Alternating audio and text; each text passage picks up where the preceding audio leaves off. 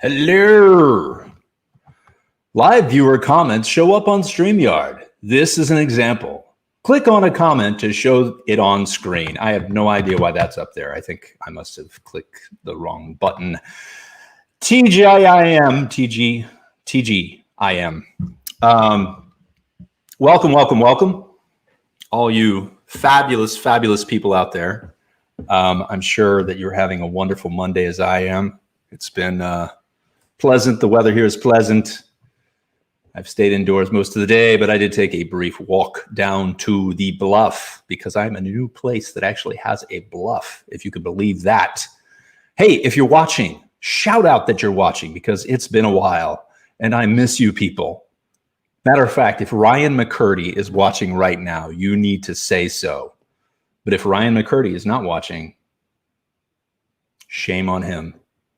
Ladies and gentlemen, this is the Savannah Performance Project. I am your host and aficionado of all things weird and wonderful in the Savannah Performance community. I'm not bluffing, Travis Spangenberg. I'm not bluffing. Also, Mom is here. What was I bluffing about? I don't know. Oh, I was bluffing that maybe Ryan would... I would not shout out his name or whatever I'm saying, but I'll shout out Travis Spangenberg's name because he's a wonderful person. Anyway, yes, I am here, and it is the Savannah Performance Project. We've been going on for, 9 months now, and doing these little shows every week-ish. I've been gone for 2 weeks. Oh, you're so witty and punny, Travis. Not bluffing about the bluff. I got you. Yeah. I wasn't bluffing. It is there.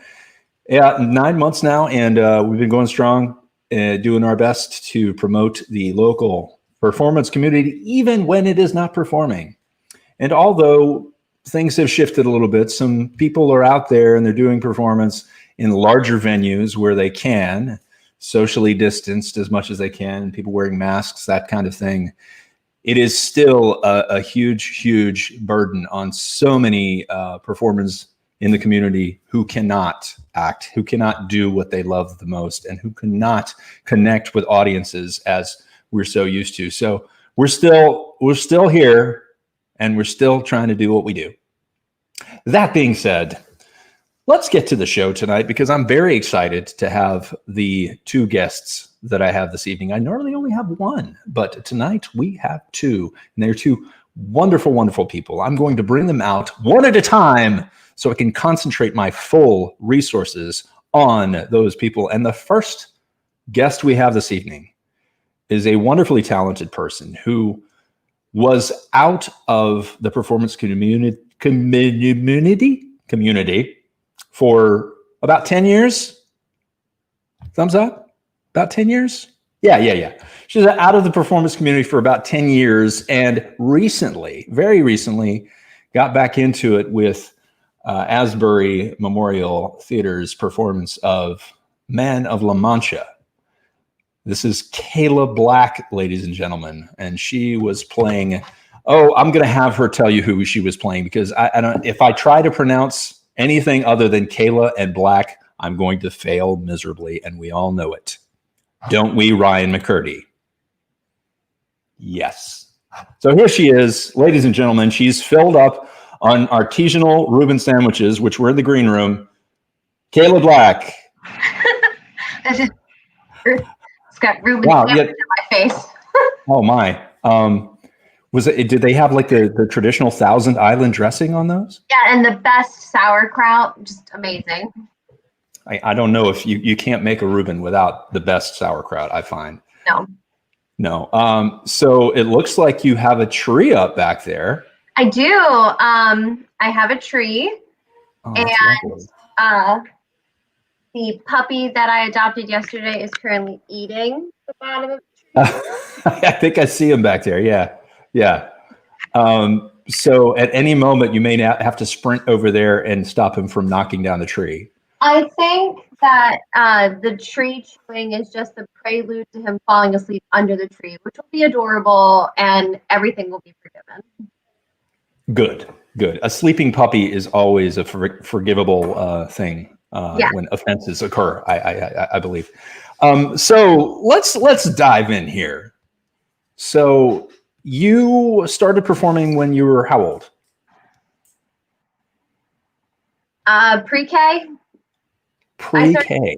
Yeah, church shows and daycare shows, that sort of thing. I was thinking it was pre like COVID with a K. I thought that's what you meant. Oh, no, pre-K. Okay. I'd say, do nativity scenes and that sort of stuff when you're very little. And I think my theatrical debut was as Peter Rabbit in Peter Rabbit when I was in first grade. Wow, title role. That's amazing. Yeah, title role. There's a picture somewhere with a pair of bunny ears, paper bunny ears. And Peter Rabbit dies in that show. So I was just laying on the ground, just dead as a first grader. So it's very morbid. They all sing a little song, but he dies. Yeah. That's an incredibly morbid show for a first grader. Great. Oh my gosh. I guess maybe I knew that about Peter Rabbit. It's not, I mean, what is it? Farmer McGregor gets him in the end. So yeah, he's a jerk. Farmer McGregor. Wow. So yeah, and that didn't kill your want or need to be on stage, did it? The dying of Peter Rabbit. No. If anything, it probably fueled it. I wanted to play a character who lived through the entire show. So. There you go. So you were in shows and plays and singing, I take it? I did, yeah. So I did a lot of shows through high school, both at high school and then in the community theater. And then when I went to college, I did shows in college and the community theater. And then I went to graduate school, and graduate school kind of takes over your whole life. So I was only able to do one show while I was in graduate school, and then one after I graduated, and then I went dark for a long time, being in the professional world, which is boring, but there's got a lot of stuff you have to do at night sometimes. So during that time, though, I did do shows as a lyric soprano. So I did not just do like musical theater. I also ended up being in a couple of symphony orchestras and then in some choral groups. Yeah, I guess so. I'm being asked a question by our other guest, and she wants to know, did you dream of being a professional actress? I did. I actually started my undergraduate degree in musical theater. My father's calling me. Hey, Dad. It happens. It happens. Do you want to put him on the air? I'm sure he'd love to be on the air. No. He probably wants to know what Ryan McCurdy is up to, honestly. Absolutely. We all want to know what Ryan McCurdy is up to. Yeah. So I started my undergraduate career as a musical theater major. My whole goal when I was in high school, like elementary school through high school, was to be a Rockette. Oh, nice.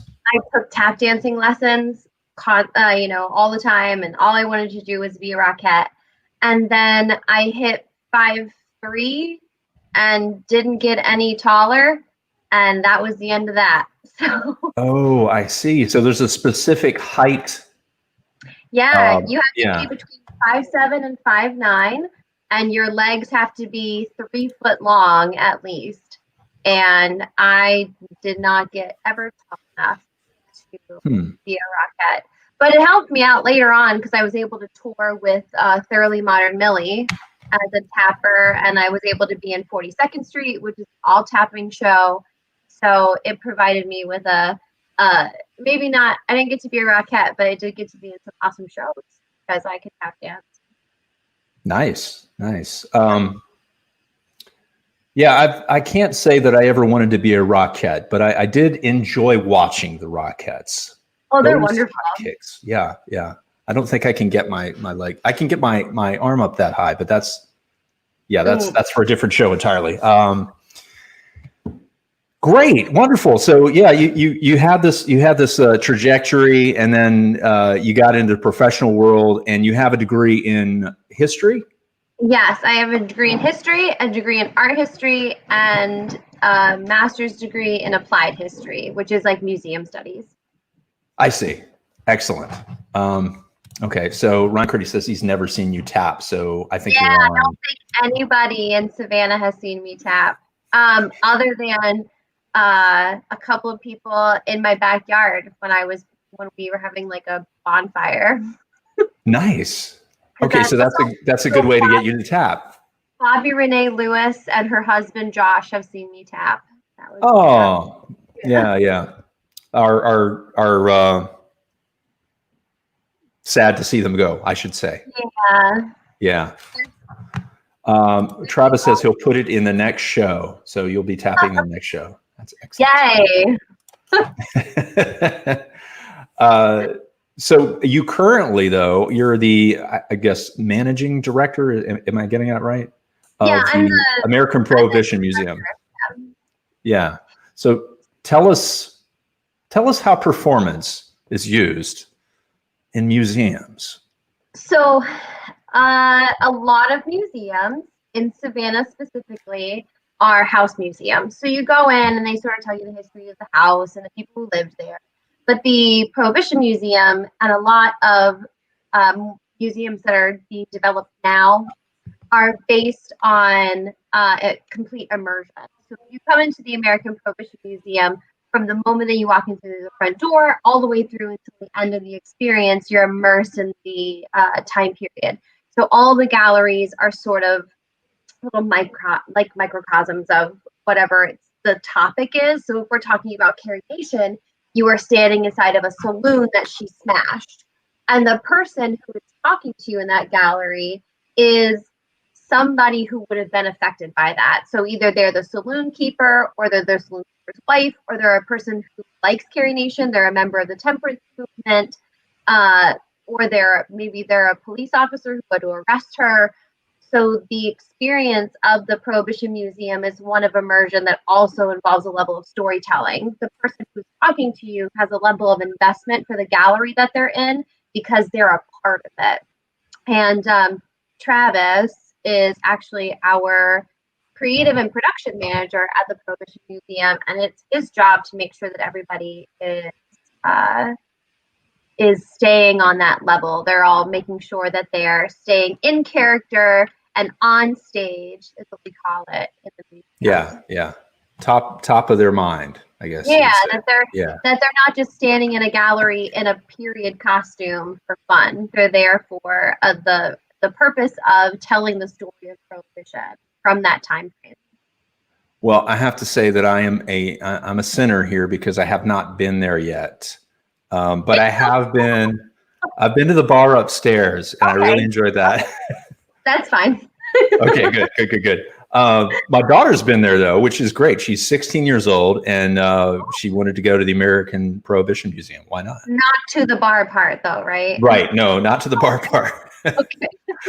She and a couple of friends toured the museum, which she said that she really enjoyed it. So I do plan on going down there soon, very soon, masked and all.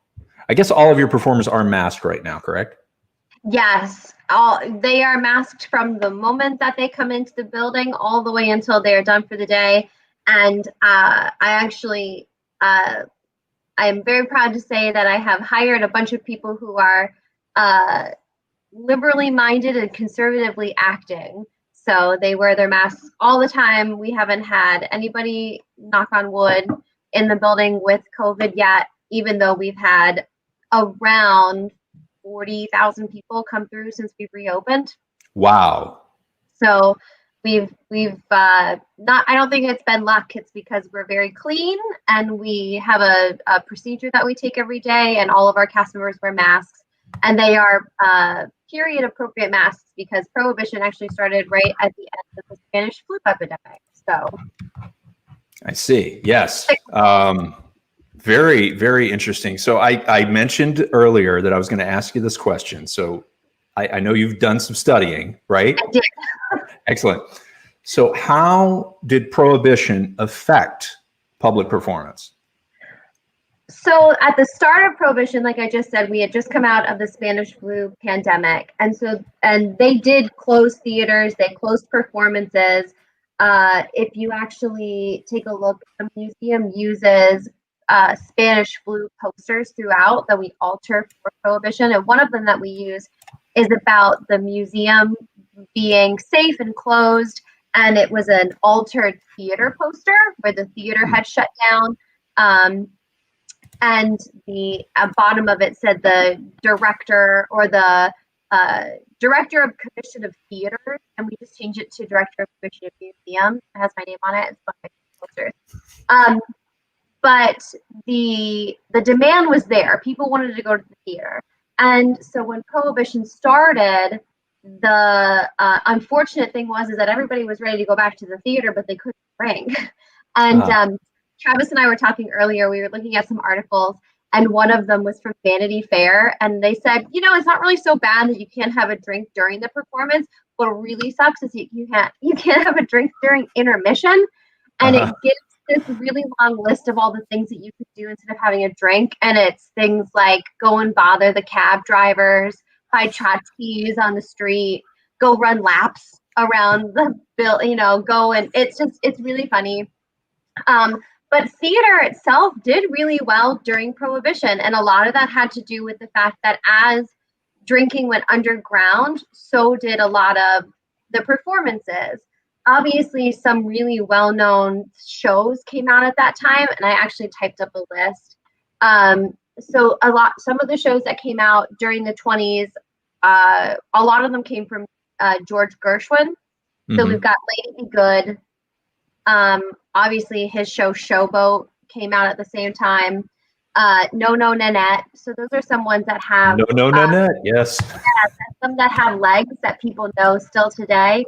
And then there was obviously some movies that came out at that time too. Oh, I forgot Tiptoes. There was the musical Tiptoes came out at that time, which was one of the first musicals that actually had a really deep plot. If you don't know the show Tiptoes, you should look it up. It's about this wealthy couple in Florida where the girl is pretending to be wealthy to get this guy, but she ends up having amnesia and believing that she's actually wealthy. It's very funny.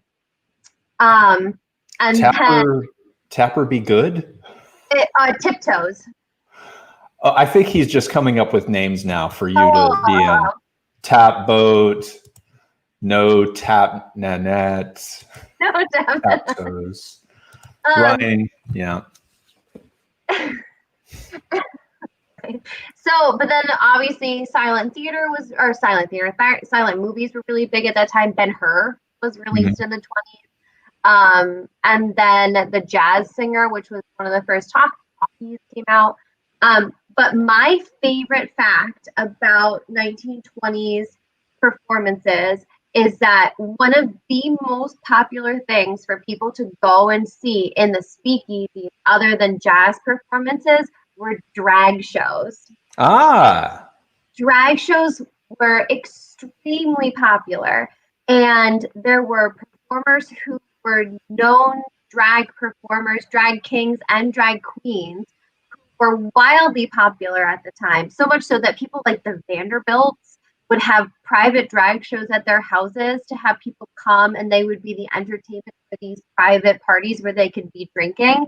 And the subculture of gay and drag shows was not a subculture at that point. It was only a subculture in that it wasn't the mainstream, but it wasn't looked down on. It wasn't until the end of the 1930s into the 40s where there was a wave of evangelical push, and that sort of made it go back underground. But the drag scene was huge. There's if you want to ask anybody about it, Justin Kent can tell you all about the 1920s drag scene. And specifically, oh my gosh, what's his name? There's a guy who sang Ray Bourbon. That was his name, Ray Bourbon, who was a drag queen at that time, who actually may have been a transgender. A song called "Let Me Tell You About My Operation." Oh, interesting. Great. It's wonderful. It's my favorite. My favorite fact about 1920s speakeasy culture is that drag was way in. Nice. Actually, in 2 weeks, I will have a special drag guest, 2 drag guests. So be on the watch out, and we'll bring this up. We'll definitely talk about that because that's exciting. Great. Yeah, wonderful. And let me think.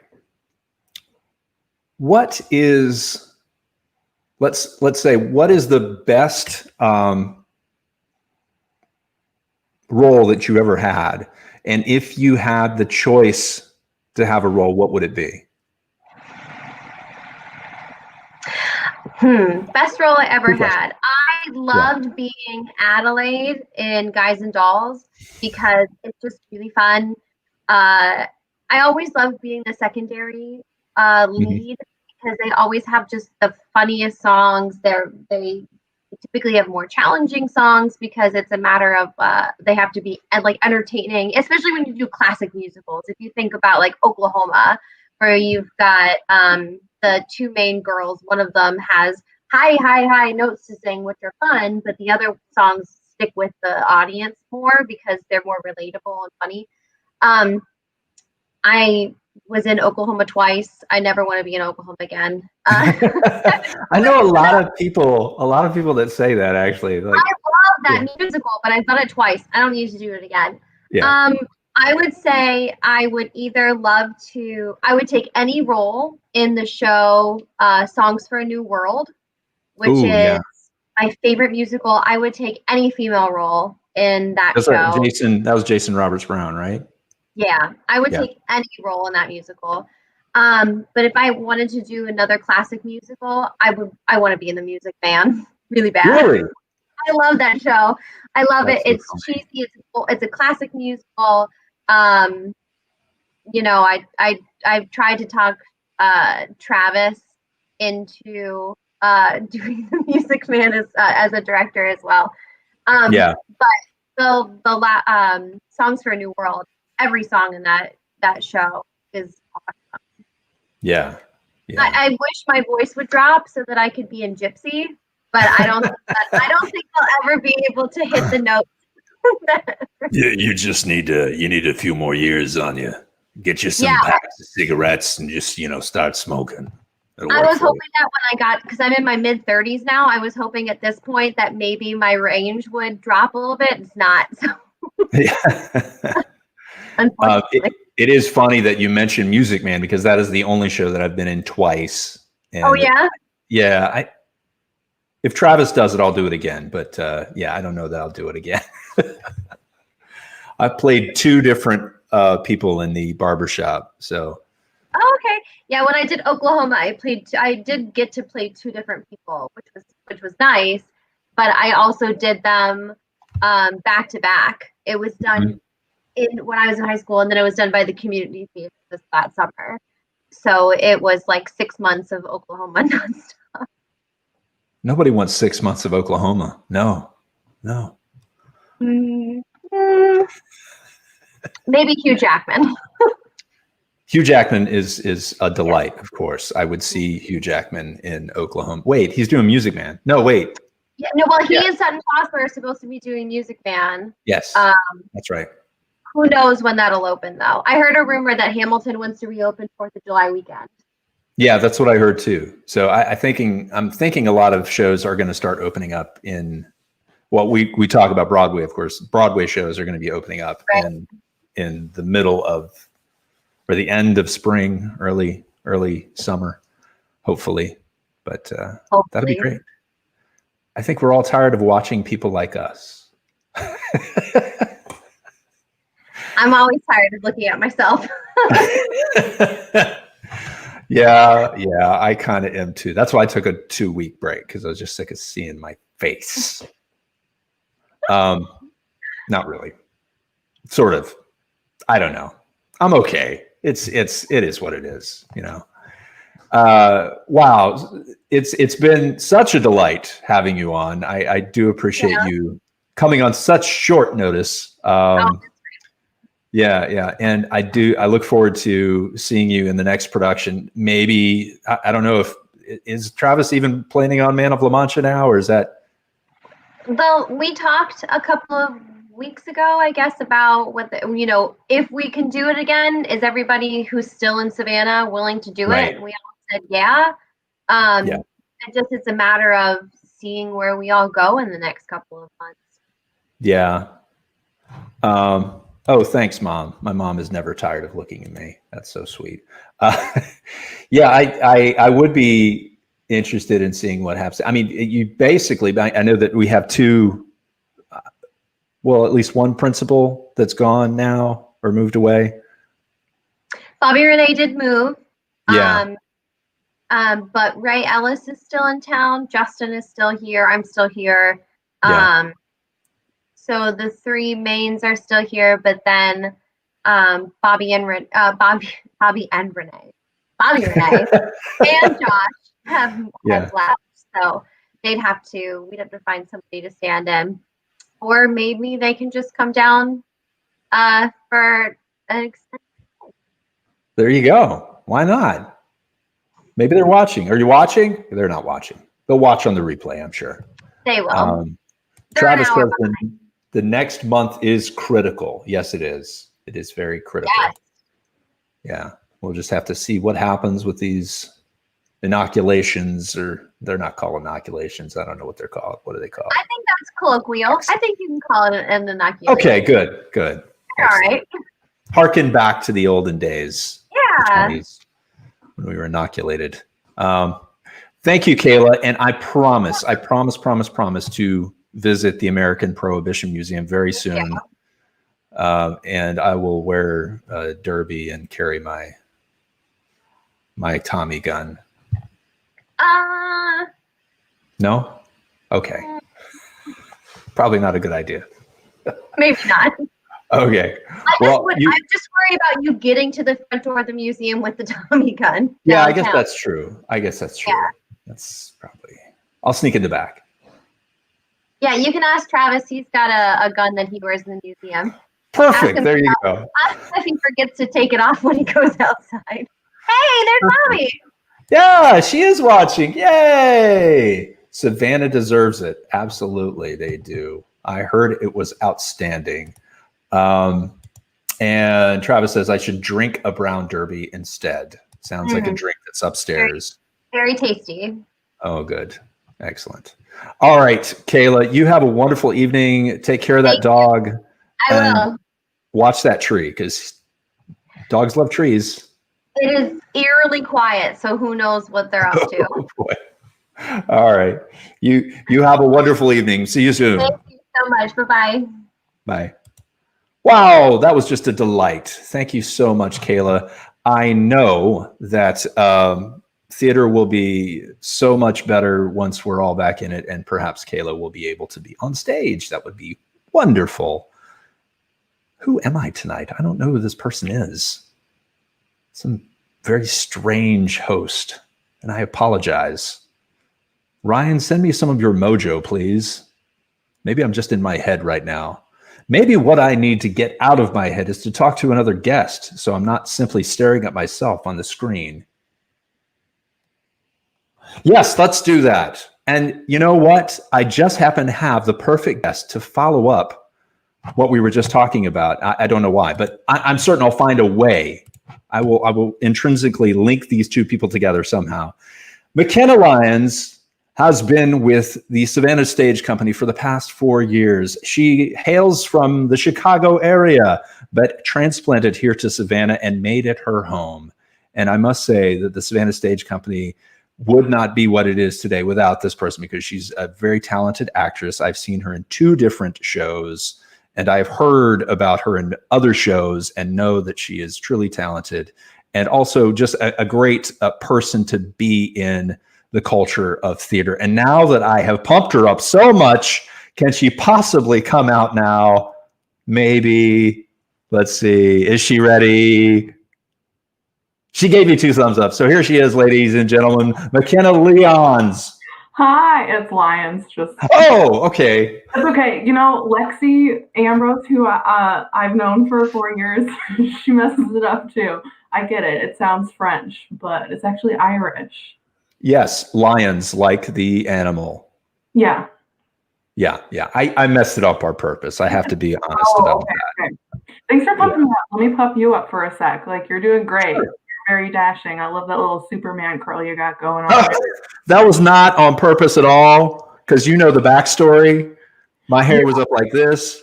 Mm-hmm. So I'm wearing my Dunder Mifflin t-shirt. So it's all about there's a Dunder Mifflin, Captain Dunder Mifflin or something like that. I don't know. I wish I was more familiar with The Office. Yeah, you should be. I should be. You really should be. What is your favorite sitcom of old, might I ask? Probably The Office's sister, Parks and Rec. Oh, Parks and Rec is so good. Yeah, I'm a big fan of Parks and Rec. Oh my gosh. Let's see. I'm going to take these earbuds out because they're really starting to bother me a little bit. Sorry. So I'm actually going to switch my speaker and help me make sure that I do not. Let's see. Let's see if we can do this. Ladies and gentlemen, I apologize. Technical difficulties happen. I'll just do a little dance for people. Okay, cool. Turn Bluetooth off. That's what I'm going to do. Turn Bluetooth off. There. Let's see if I can hear you now. Can you hear me? Can I hear you now? Yes. That too echoey for you. No, sounds good to me. Okay, good. Good. I think the last time I tried this, it was with Ryan McCurdy, as a matter of fact, because we often test our equipment. Sounded weird. But yeah, and Ryan wants to send me some mojo. Thank you, Ryan. Hannah Edwards says, "Woo, McKenna!" What's up, Hannah? Yeah. And so thank you so much for that, pumping me up a little bit. I appreciate that. Absolutely. But be mutual.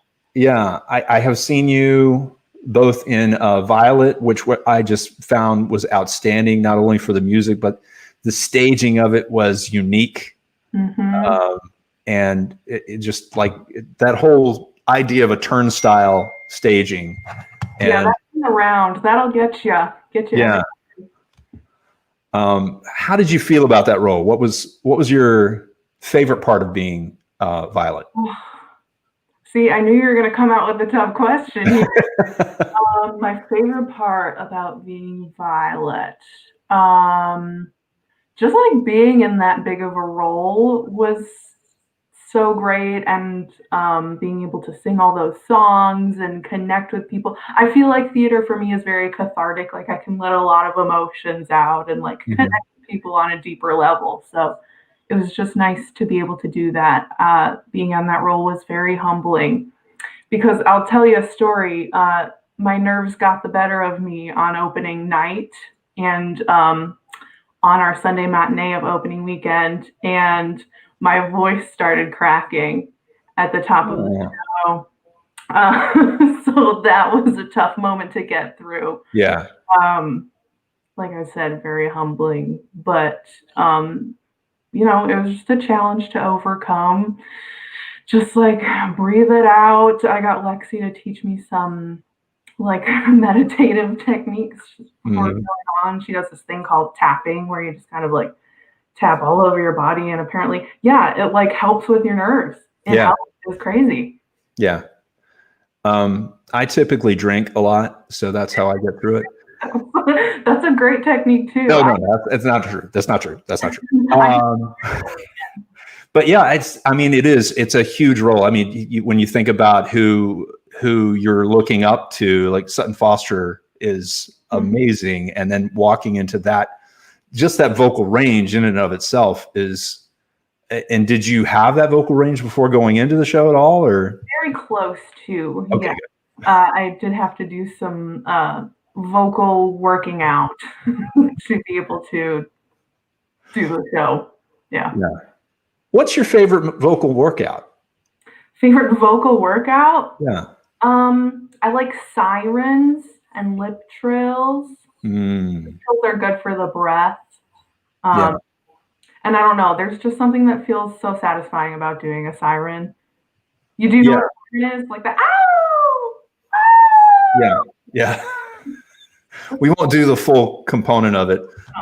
My favorite is this. And then you do this. You warm up your. Yeah. Brandon Kaufman has done that for us with every show that we've done over the Children's Theater, and I just find it really satisfying, just warming my hands and just because you don't do that normally. It's like like this, It's not something you would think to do, and if you did, walking down the street, people would probably maybe stop and stare. Yes, Ryan McCurdy tapping is the central thread of this episode. Oh my God! Thanks for he tied it all together for us. He's like that. He's amazing that way. Have you ever tapped? Yes, actually I have. Here's another great connection. This was my senior year of high school. I was doing Thoroughly Modern Millie. And I played Miss Flannery, the secretary, and she had like a little tap solo. I had never tapped before that. Like I'd never taken lessons or anything, but I tapped in that show, and I'm sure it was abysmal. Yeah, that's one of my favorite shows. I believe actually Kayla was in. She said she went on tour. Yeah, doing that. Amazing. She's not here anymore, so we can't ask her about it. She went away. So I had so many questions for her. You asked one, and I so appreciated that. That's great. Well, we'll just have to take those offline, and maybe she can answer them later. So the Savannah Stage Company has been around since 2012. 2012, so 8 years, and I think it's like January, February when it started. Am I getting that wrong? July. We celebrate our birthday. July. I knew it was a J month. Yeah. You're close. Yeah, sure. We'll go with that. And they have been. They're like this crazy sort of hard to. They're a roving band of mischievous talent. We're all gypsies. Yes. You have had homes. It's very true. You guys were over on, oh gosh, and I can't think of the road. It's the same one that Savannah Rep is on for about a year. Yes, exactly. And now you have not had a specific place to perform for a little while. Of course, Charlotte's Web was done in Starland, and then you were touring that later. So that's kind of like been the business model now of the touring band that goes to places and that's generally how we operate. Yeah. But COVID has changed that, right? A little bit for now. Yeah. Well, I'm just mean you can't really go to places and do shows, is what I'm saying. Oh, right. Yeah, absolutely. I guess that kind of stripped a big part of our identity away. Yeah. So we had to, sit and brainstorm for a while and figure out how we were going to overcome that obstacle. Right. And so we ended up doing, as you've probably heard, a virtual Alice in Wonderland. Yes, I have. Yeah. We're going to do it all virtually now, virtual field trips instead of physical field trips. So we're going to see how that goes. We've never done this before. It's experimental, as most things theater-wise are right now. So right. Yeah.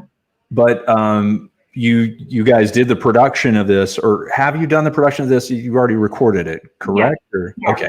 We recorded a couple weeks ago at the Savannah Theater. At the Savannah Theater. So now that must have been a really crazy experience. It was so cool. I've actually never been in there. What? And I know. I need to go see a show. Yeah.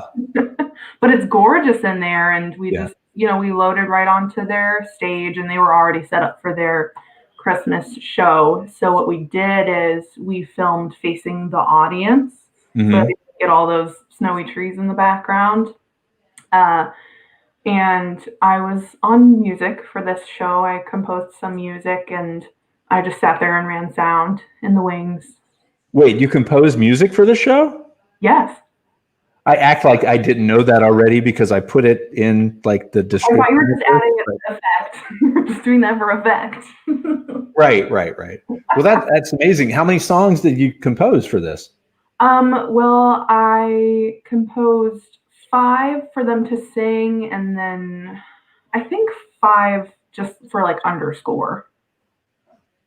Wow. Yeah. Yeah. Is your degree in music? No, I have a dual degree in marine science and biology. So it makes sense then, right? Yeah, 100%. So marine science and biology, do you do something else in your daytime work? Not right now. No?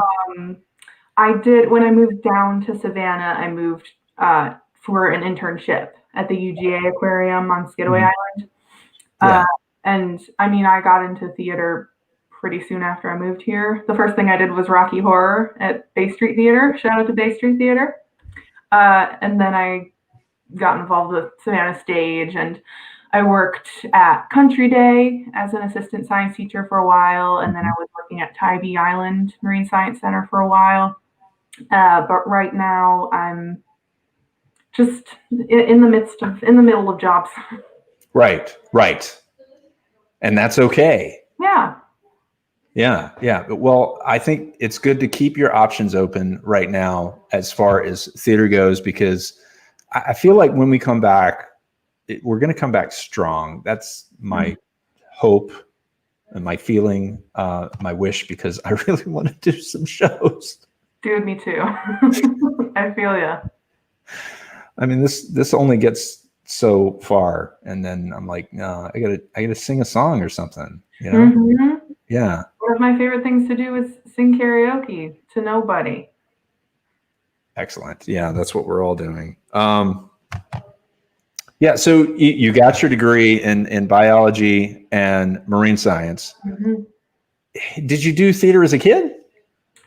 I did, yeah. I mean, I did like the productions that every grade did in elementary school. Mm-hmm. And I was in like Schoolhouse Rock Junior in 5th grade, did some stuff in middle school and high school.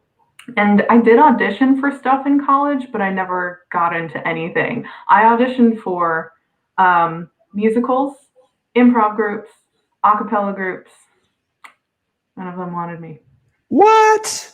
That's crazy. Say la vie. Say la vie. For all the science anyway. Was this in Chicago? This was in Miami. Ah, Miami. Or Miami. Miami. Yes. I have a little Latin in me, I think, maybe. Not really. No, not at all. Just I feel it. I feel it in my blood. That's what I feel. My mom would probably say, no, you have no Latin. She would be right. Well, that's great. Well, so tell me, when can we view? When can we be a part of? How do we get Alice in Wonderland in our homes? Just on the great old Facebook here.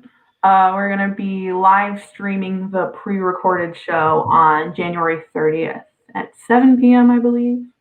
7 p.m. So the pre-recorded show at 7 p.m. on January 30th here on the Facebooks. Yep. Those of you on YouTube, you don't get anything. Sorry. And Twitch, those 5 people that are watching on Twitch, I think. Isn't Twitch for gamers?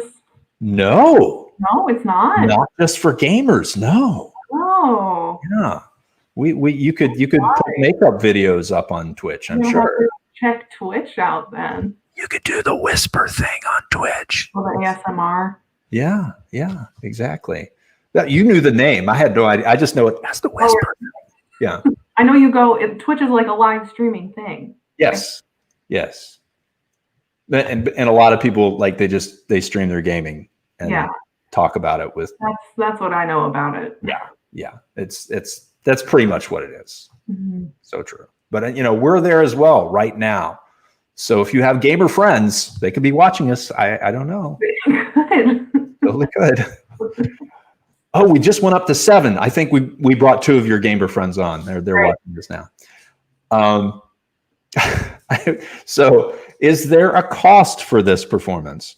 There's not. I believe we're probably going to have like a donation link set up. So we'll do our regular, like, pay what you can, pay what you will. Like, you don't have to pay anything if you don't want to. But if you're like, oh, this play was worth $5, here you go. That kind of thing. Well, I hope that people think it's worth much more than $5. Let me tell you, I'm sure that it is. I've seen who is in it, and I know that your musical score is going to be amazing.